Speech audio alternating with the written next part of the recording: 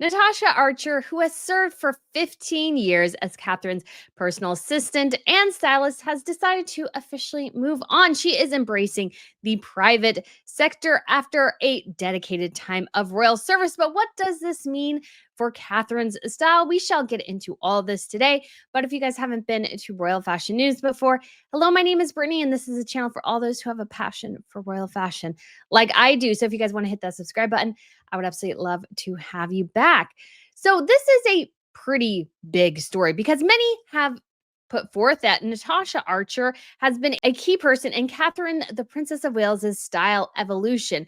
From, you could say, more conservative, boring numbers to sometimes more daring. We've also seen a change in the silhouettes that Catherine has used over the years, going from strictly like sheath dresses. We've had recently more suit combinations. And this year it's been a sort of skirt and blazer type appeal. So many look to Natasha for her influence on Catherine's style, and her decision to depart leaves many wondering what the future holds. Now, I do want to put out there sort of the reasons I think beyond just looking to go the private route and perhaps making a little bit more money, why Natasha is leaving.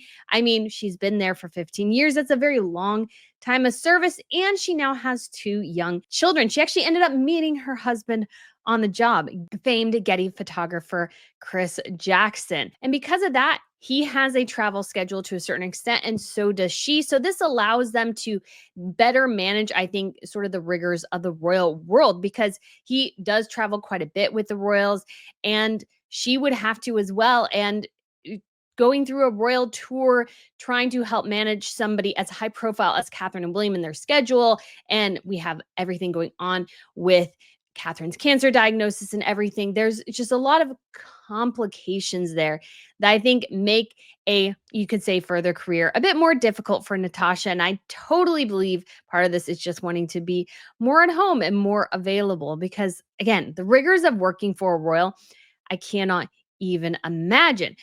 But as many are wondering, what does this mean for Catherine's style? And there was actually a pretty good article, I thought, that was in the Telegraph talking about how Natasha, who again has played a key role, she actually dropped off the car seat for Prince George at the hospital. She was also seen going to the hospital to visit Catherine while she was recovering from her surgery. So Natasha has been very involved in their lives in many ways. I mean, that's kind of how it works if you are a personal assistant stylist to a royal. And at the same time, though, I think it means that Natasha will still be friends. Like, obviously, will still kind of run somewhat in similar circles and circumstances just because of who Natasha's husband is. And I imagine Catherine and William, although they see their staff depart and go on to other things, they probably remain fairly close with most of them, because to have an intimate relationship with a royal, and what I mean by that is to be into that inner circle, that inner confidence, I think creates a level of trust and relationship. Although I will say, I will specify and say as well that when it comes to Harry and Meghan, though, it can result in the opposite. So if you are a horrible boss, more likely you're going to maybe have your staff members speak out about you. But we really haven't seen that with Catherine and William. I've always been of the opinion Catherine and William have an amazing relationship with their staff. And so I think we see that play out in so many ways. Hey guys, editing Brittany here. I did want to specify as well that I have seen a lot of comments on social media calling Natasha a traitor, calling her basically a bitch.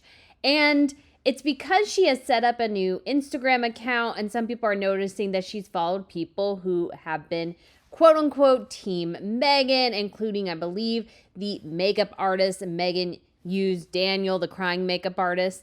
And I want to say, in Natasha's defense, she is a professional, and not everything is wrapped up in this Meghan versus Catherine situation. And if Natasha happened to have a decent relationship with Daniel, it doesn't mean they ever talked about the women they worked with. They might just talk about makeup, or it might be a way to make a connection. Natasha is a professional. If she worked for Catherine and William for so long, there is no way that she is somehow this like horrible traitor person. It's sort of juvenile to think of things in that way, number one. And number two, there's just not any evidence for that. I've even seen people say that Chris Jackson purposely took better pictures of Harry and Meghan because he's secretly Harry and Meghan this whole time. Again, no evidence for that whatsoever. Chris Jackson hardly photographs them anymore. He only generally does it when he is asked. He is, again, a professional photographer who focuses on royals. They send him to royal events. This is how this works. And so I feel like people need to sort of get over that. And I feel like it's very unfair to Natasha because obviously if she had worked for Catherine and William for so long, she is somebody who has their trust. And if they did not trust her, she wouldn't be still working for them. So just wanted to put that out there. But let's get into this article. And so it talks about Natasha setting up her own consultancy, and she has spent the decade and a half working with the couples through all their big things. And this is Natasha recently at Royal Ascot. You can see very quintessential British style here. It says Mrs. Natasha Archer. So she's not going by her married name, which would be Jackson. And her departure will leave largely, presumably, a very stylish shoes to fill. One person reportedly poised to begin a similar ascent is Jamie Earlham, whose LinkedIn profile currently lists her job as personal assistant clothing in the Wales' household. And I imagine, guys, that might seem strange to have somebody whose entire job, you could say, is dedicated to clothing. But when it comes to royals, and I feel like Catherine especially, Catherine does a very, very good job of making sure all her outfits are perfectly put together. She's putting the correct touches on them. That requires a lot of research. Like what color goes with a specific charity's cause, let's say. Like if she's going to a breast cancer charity, she would wear pink. And what country is visiting. So if it's France, oh, maybe we need to contact Dior. Hey, let's go with Givenchy and Sarah Burton for the gown here. And some of this requires months of work in advance and making sure the clothes are pressed perfectly, are ready perfectly, they don't wrinkle, that shoes are broken in. Like there's so many things. And granted, these things are superfluous. At the end of the day, how much does the fashion matter? I mean, I will say a lot, but really in the grand scheme of life, not that much. But what I will say when it comes to royals, their presentation and their fashion, it drives industry, it drives economy, it drives so many things. So it benefits them a lot to look really good. And I do criticize royals who don't look very good, like sometimes Queen Maxima. I think Natasha, this is from Bethem Holt, the Telegraph fashion director, said, I think Natasha and Catherine went on a style journey together. Look back to the years after the royal wedding, and both women dressed in a very safe way, which sometimes drew criticism, but they played the long game, and both have flourished to look incredibly polished and modern. And I did have somebody in the comments on X say, oh, they're excited Natasha went because, oh, might mean Catherine's style changes quite a bit, or it might mean Catherine gets a bit more, I don't know if you want to say fashion forward, but the role of a royal is not really to be fashion forward. That's what, fashionistas are there for. That's what influencers are there for, actresses. They can be daring.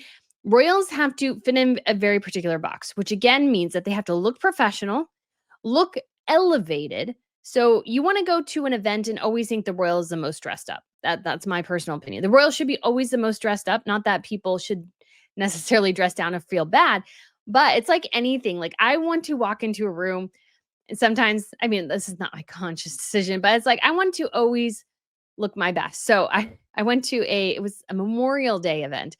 I was just a casual thing, group of friends in a home. And like one of the games was it's called Going with the Herd or something. And you have to pick something you think everybody else would pick. And one of the questions was, and I was like, and I asked them again, I was like, that cannot be the question. They said, yeah, it was, who was dressed the nicest? And everybody said me. So I don't know if that's good or bad. As like, did I dress up too much? But I like wearing dresses. I like looking good. And so, yeah, sometimes it draws attention and that can be good and bad. But I think in the case of Catherine and any royal, they should always work towards being, sometimes it's a little over the top, but they should be the most dressed up in any room. So this goes on to say in 2014, Vanity Fair reported that Archer had encouraged Catherine to embrace her influence and gently push royal fashion boundaries. Initially, Kate was a reluctant fashion icon, but now she enjoys it, and she should. This is like the fun part of her job. I don't criticize Catherine at all for enjoying it. And it doesn't have to be bad. And obviously, Meghan has enjoyed it a lot. But I would say the difference between Catherine and Meghan here is Meghan wanted to make her fashion pay. She wanted her fashion to pay her, whereas Catherine just, I think, wanted to enjoy it, wanted to highlight things, and was aware of the influence. I think that's a huge distinction there.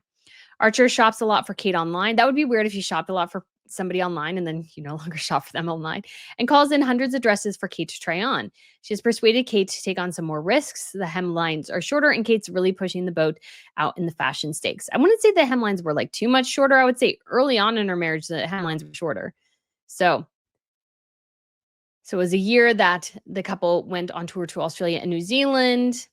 Fans will recall the bolder, brighter looks on show during the tour. The pillbox red dress coat by Catherine Walker, which blew up, unfortunately, worn with a Jackie Kennedy-esque pillbox hat. The sunshine yellow dress by Roxanda, and the vivid green Erdem crepe coat. They don't show the coat, but there's that dress. I did like that one, although her yellow Roxanda dress from Jamaica is still my favorite. I remember when Catherine's style suddenly became more daring and thought Natasha couldn't be responsible for this evolution, but it was made clear that she was still integral to Catherine's wardrobe. One outfit that was key to the realization, Holt said, was a purple pussy bow blouse by Gucci worn with a pair of black tailored trousers from Jigsaw in 2019. Don't know why that would be big deal, but it says this high-low styling became classic Catherine, a trademark within the wardrobe of considered designers and brands that range from Alexander McQueen, Amelia Wickstead, and Jenny Packham to more accessible brands like Reese and Bowden. So seismic is her influence that the uptick in sales after she wears something has been earned its own nickname, the Kate Effect, while independent labels like Beulah London have been granted invaluable visibility. It's an honor when she wears a dress, says Beulah founder Natasha Finch. She always looks elegant and is a fantastic British ambassador. Just as an FYI, Natasha is an aristocrat. She was Lady Natasha Rufus Isaacs, I think was her name before she married. So Catherine's sartorial choices are always significant, it says. Her quieter outfits match just as much. Take the bespoke blue polka dot Jenny Packham dress she wore after the birth of Prince George in 2013, which Archer was seen delivering to Linda Wing of St. Mary's Hospital. There was also reportedly a pink version in case the baby had been a girl. Okay, I would have loved to see the pink version of that. That would have been so sweet. I would have loved if she worn it once, but that was such a sweet, sweet thing. So during her 15-year tenure, Archer was the unofficial fashion collaborator. Designers have often spoken to me about the ultra-efficient way Archer works to find the perfect look for Catherine, always acting with complete discretion, of course, so no one has ever quite knows if and when their designs will be worn. That's a good assistant. So it talks about how she has 2 sons, born in 2018 and in 2021. So she has said to have worked for the princess's wardrobe for future diary commitments prior to going on maternity leave, but Virginia, known as Ginny Chadwick Haley, formerly at Vogue and now running her own consultancy, also stepped in to help in her absence. Catherine's health battles over the years presumably brought further adjutants to the role. One thing is for sure, it seems likely that a new private consultancy firm Archer stepped away to set up will have a lengthy queue of would-be patrons. Yes. So I feel like it's sad to see Natasha go, but at the same time, I feel like it's not going to result probably in too much change. Yes, if you have a new stylist or somebody giving you advice, you will naturally pick up things that they suggest. And so I think we will see some minor changes in Catherine's style for sure, of course. But I don't think we'll see anything radical. I don't think we'll see huge, massive changes. And I think we'll see maybe it all depends on what Catherine's health needs are post her surgery. Again, she had a massive abdominal surgery, and we haven't seen too much. Like, she wore really tight jeans when she was in Scotland.